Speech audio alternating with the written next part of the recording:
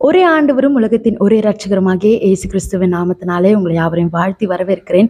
இந்த நாளுக்குரிய வார்த்தையை நாம் கேட்கலாம். 1 சாமுவேல் புஸ்தகத்தின் 1ஆம் அதிகாரத்திலே நாம் அன்னாளை குறித்து நாம் பார்க்கிறோம். அன்னாள் வெகு நாளாய் குழந்தை இல்லாத நிமித்தமாக பெனினாள் அன்னாளை மிகவும் வேதனைப்படுத்தி மனமடிவுக்குள்ளாக்குகிறாள். பிறகு அன்னாள் ஒரு குழந்தைக்காக தேவாலயத்திற்குள்ளே வந்து அவள் ஜெபித்து தன்னுடைய இருதயத்தை ஊற்றி சர்வ வல்லவரிடத்திலே தன்னுடைய குறைகள் எல்லாம் ஆண்டவரோடு பேசிவிட்டு அவள் மனதில் உள்ள எல்லா பாரத்தையும் தேவனுடைய சமூகத்திலே சர்வ வல்லவரிடத்திலே கொடுத்து விட்டு பின்பு அவள் துக்கமுகமாய் இருக்கவே இல்லை என்று சொல்லி வேதவசனம் சொல்லுகிறது. பிறகு தேவன் அவளை நினைத்தருளுகிறார். ஒரு அழகான ஆண் பிள்ளையை கர்த்தர் அவளுக்கு கொடுக்கிறார். அவனுக்கு சாமுவேல் என்று பெயரிடுகிறார். வசனம் சொல்லுகிறது 1 சாமுவேல் 2ஆம் அதிகாரம் 1ஆம் வசனத்திலே இருதயம் கர்த்தருக்குள் களி கூறுகிறது, என் கொம்பு கர்த்தருக்குள் உயர்ந்திருக்கிறது என்று சொல்லி வேதவசனம் சொல்லுகிறது. என் கண்பான தெய்வ ஜனமே, ஏதோ ஒரு குறை நிமித்தமாக அவளை சுற்றி இருக்கிறவர்கள் எல்லாரும் அவளை ஏளனப்படுத்துகிறார்கள், அவளை அவமானப்படுத்துகிறார்கள். ஆனால் கர்த்தர் ஒரு நாளிலே சாமுவேலை கொடுத்து அவளுடைய துக்கத்தை எல்லாவற்றையும் கர்த்தர் மாற்றி அவளை களி கூற பண்ணுகிறார். வசனம் சொல்லுகிறது, அவள் சாப்பிடாமல் அழுது கொண்டே இருப்பாளாம், ஆனால் கர்த்தர் அவளுடைய இருதயத்தை கர்த்தருக்குள்ளே களி கூற பண்ணினார் என்று சொல்லி வேதவசனம் சொல்கிறது. என கண்பான தெய்வ ஜனமே, இன்றைக்கு உங்களுடைய வாழ்க்கையிலும் கூட எந்த காரியத்தை குறித்து நீங்கள் சோர்ந்து போயிருக்கிறீர்கள், எந்த காரியத்தை குறித்து மனமடிவாய் இருக்கிறீர்கள், எந்த காரியத்தை குறித்து துக்கத்தோடு இருக்கிறீர்கள், உங்கள் குறைகளை சொல்லி சொல்லி உங்களை ஏளனப்படுத்துகிறார்களா, உங்களை வேதனைப்படுத்துகிறார்களா? இதோ வார்த்தை உங்களுக்கு நேராகத்தான் வருகிறது.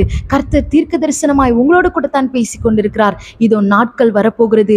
உங்களை எந்த காரியத்திற்காக குறைவாய் பேசினார்களோ, எந்த காரியம் இல்லை என்று உங்களை ஏளனப்படுத்தினார்களோ, கர்த்தர் அதை உங்கள் கைகளிலே ஏந்தி கொண்டிருக்கும்படியாக செய்ய போகிறார். அந்த ஆசீர்வாதத்தை உங்களுடைய கண்கள் காணும்படி செய்ய போகிறார். உங்களை வேதனைப்படுத்துகிற வார்த்தையெல்லாம் கேட்டு அநேக நாட்கள் நீங்கள் சாப்பிடாமல் இருந்திருக்கலாம். உங்களை மனமடிவாக்குகிற, உங்கள் இருதயத்தை சோர்ந்து போக பண்ணுகிற வார்த்தைகளை நீங்கள் கேட்ட உடனே நீங்கள் அநேக நாள் துக்கத்தோடு இருந்திருக்கலாம், சாப்பிடாமல் அழுது கொண்டே இருந்திருக்கலாம். கர்த்தர் வாக்கு கொடுக்கிறார், இதோ என் மகளே, என் மகனே, உன் துக்கம் சந்தோஷமாக மாறப்போகிற நாட்கள் வருகிறது. நீ எதற்காக ஏங்கி நின்றாயோ, நீ எதற்காக என்னுடைய சமூகத்தில் வந்து அழுதாயோ, நீ எதற்காக உன்னுடைய இருதயத்தை தேவ சமூகத்தில் ஊற்றினாயோ, அந்த காரியத்தை நான் உனக்கு தரப்போகிறேன். அந்த காரியத்தை உன் கரத்தில் நீ ஏந்த போகிறாய் என்று சொல்லி கர்த்தர் வாக்கு கொடுக்கிறார். அது ஒரு கற்பத்தின் கனியா இருக்கலாம், குடும்ப வாழ்க்கையா இருக்கலாம், பிரிந்த வாழ்க்கையா இருக்கலாம், அது ஒரு வேலையா இருக்கலாம்.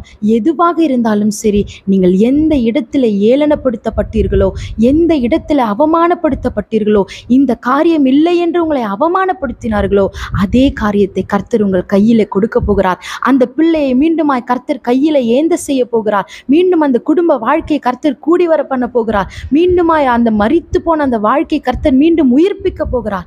விசுவாசத்தோடு தேவ சமூகத்துல காத்திருங்கள். சிறியவனை புழுதியிலிருந்து எடுத்து எளியவனை குப்பையிலிருந்து உயர்த்துகிறார் என்று சொல்லி வேதவசனம் சொல்லுகிறது. நீங்க ஒருவேளை அழுதிருக்கலாம், ஆண்டவரே, நான் சிறுமையும் எளிமையுமானவர், ஆனால் என்னால் இந்த காரியத்தை செய்ய முடியவில்லை, அது எனக்கு திராணி இல்லை ஆண்டவரே, என் பலன் அற்று போனது, இந்த காரியத்தை என்னால் பெற முடியவில்லை, இந்த ஆசீர்வாதத்தை என்னால் பார்க்க முடியாது.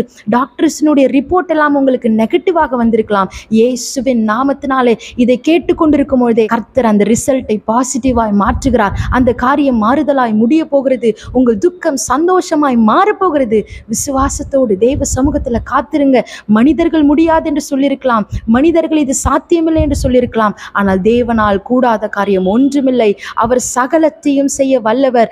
அன்னாளுடைய கற்பத்தை திறந்தவர் இன்றைக்கு உங்களுடைய கற்பத்தை திறப்பார். அன்னாளுக்காக எழுந்தருளினவர், அன்னாளுக்காக காரியத்தை கைகூடி வர பண்ணினவர் இந்த நாளிலே உங்களுக்காக தேவ சமூகத்திலே யாருக்கும் தெரியாமல் கண்ணீர் வடிக்கிற உனக்காகவும் உங்கள் குடும்பத்திற்காகவும் உங்கள் பிள்ளைகளுக்காகவும் கர்த்தர் வழக்காட போகிறார். கர்த்தர் அந்த ஆசீர்வாதத்தை கொடுக்க போகிறார். அந்த வேலையை கொடுக்க போகிறார். வானங்களை திறக்க போகிறார். அந்த கற்பத்தின் கனியை கர்த்தர் ஆசீர்வதித்து கொடுக்க போகிறார்.